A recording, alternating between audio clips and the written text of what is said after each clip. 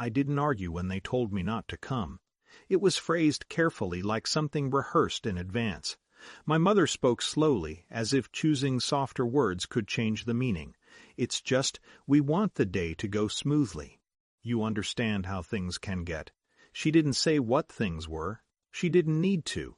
I remember nodding even though she couldn't see me through the phone. There was a pause where she might have expected resistance, but I didn't offer any. That seemed to confuse her more than anger would have. It's not personal, she added. That part always is. I told her I understood.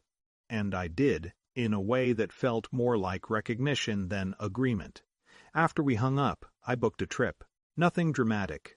Just somewhere quiet, where no one expected me to solve anything.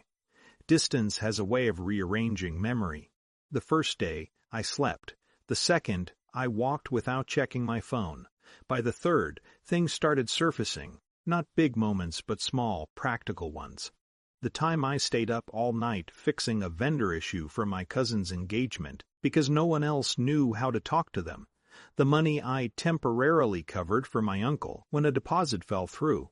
The way I somehow became the person people called when something stopped working. Schedules, budgets, conversations. Not because I was the most capable.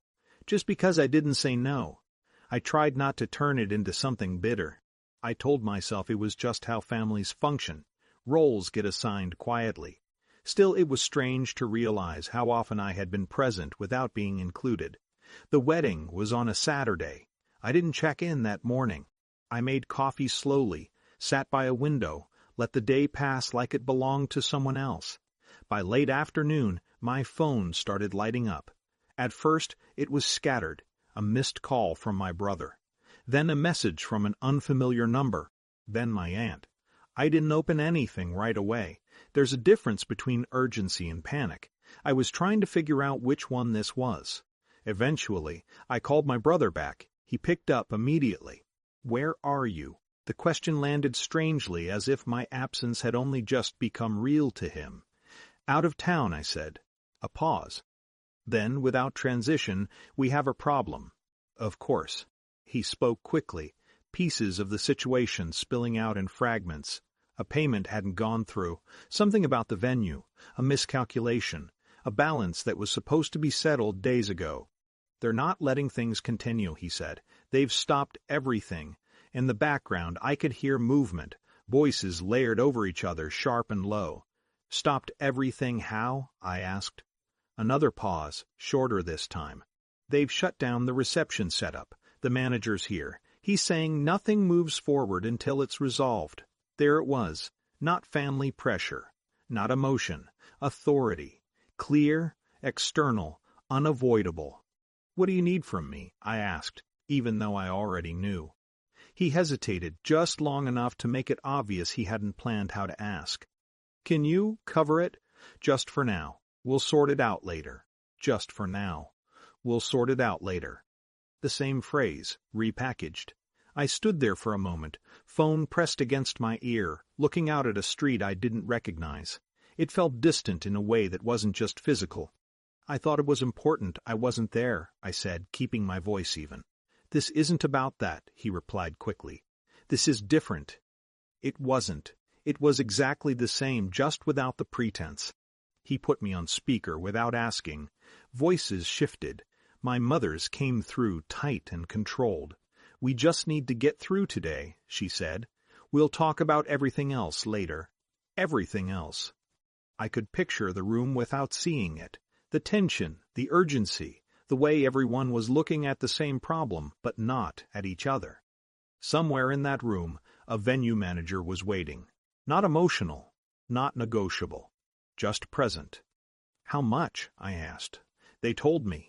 It wasn't a small number. It wasn't impossible either. That was part of the problem. I could fix it. Easily enough that they assumed I would. I didn't answer right away. Silence stretched. I could hear it starting to unsettle them. "Can you do it?" my brother asked. I thought about the past few days, about how quiet things had been when no one needed anything, about how quickly that changed. "I can help you understand what needs to be done," I said, "but I'm not going to cover it. The words felt unfamiliar, like trying on something that didn't quite fit yet. "What do you mean?" my mother asked. "I mean, I'll walk you through it. You'll need to speak directly with the manager. Ask for a breakdown, confirm the outstanding amount, and arrange payment on-site or through their system." "That's not what we're asking," she said. "I know." Another pause. "This one heavier. This is your sister's wedding," she said, quieter now. "Do you really want this to fall apart over something like this?" It was a precise kind of question. Not about logistics. About responsibility. I let it sit. "I didn't make this arrangement," I said finally, "and I wasn't included in it." "That's not fair," my brother cut in. "You're making this about yourself." I almost smiled at that. Not because it was funny, just familiar. "No," I said. "I'm deciding what I'm responsible for." They tried a few more angles. Practical, emotional, urgent. None of it escalated into shouting. That wasn't our style.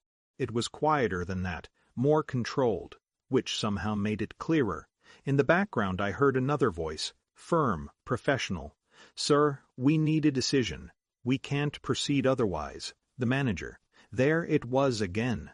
The line no one could talk around. "I have to go," my brother said suddenly. "Just think about it." "I have," I replied. The call ended. Later that night I checked my phone again. There were fewer messages this time. Shorter ones. They had worked something out. Partial payments, rearrangements, compromises. The event continued, but not the way they had planned. No one said thank you. No one said anything about earlier. They just sent pictures. Everything looked fine, in the way things do when you capture them carefully. I went home a few days later. No one brought it up directly. Conversations were polite, slightly more measured than before. There was a new awareness in the pauses, like everyone was adjusting to something they hadn't named. I noticed small changes. Requests came with more explanation, sometimes with hesitation. Not always, but enough. It wasn't a victory. Nothing had been resolved cleanly. There were still gaps, still patterns that would probably resurface in different forms. But something had shifted, not in them entirely, in me. Being left out hadn't been the part that stayed with me. It was the expectation that I would step back in, unchanged, when